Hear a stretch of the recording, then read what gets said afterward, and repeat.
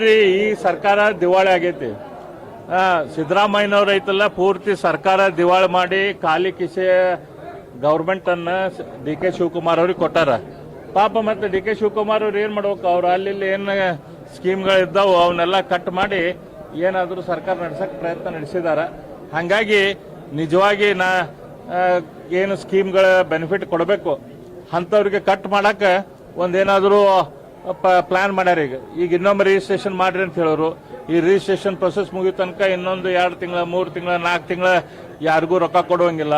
ಆ ರೊಕ್ಕ ಉಳಿಸೋದು, ಆಮೇಲೆ ಜೆನ್ಯೂನ್ ಆಗಿ ಕೊಟ್ಟಂತ ಡಾಕ್ಯುಮೆಂಟ್ಗಳನ್ನ ಕೂಡ ಅದರಲ್ಲಿ ತಪ್ಪದಂತೆ ತಪ್ಪು ಕಂಡು ಹಿಡಿದು ಮತ್ತೆ ಸ್ವಲ್ಪ ಮಂದಿನ ರಿಜಿಸ್ಟ್ರೇಷನ್ ಇಂದ ನಿಕಾಲಿ ಮಾಡೋದು. ಈ ರೀತಿ ಮಾಡಿ ಏನು ದುಡ್ಡು ಕೊಟ್ಟಂಗೂ ಆಗಿರ್ಬೇಕು, ಮುಗಿನ ಮೇಲೆ ಬೆಣ್ಣೆ ಹಚ್ಚಿ ನಿಜವಾಗಿ ಏನು ಕೊಡದಂತ ಕೆಲಸ ಕಾಂಗ್ರೆಸ್ ಸರ್ಕಾರ ಮಾಡುವಂತ ಪ್ರಯತ್ನ ಮಾಡಾಕತ್ತೈತಿ. ಅವ್ರನ್ನ ಏನ್ ಮಾಡಾಕತ್ತಾರ ಇಡೀ ರಾಜ್ಯದ ಜನತೆ ಗಮನಿಸ್ತಾರ. ಇನ್ನೊಂದು 2 ವರ್ಷ ಐತಿ, ಜನ ಅವ್ರಿಗೆ ಸರಿಯಾಗಿ ಉತ್ತರ ಕೊಡ್ತಾರೆ.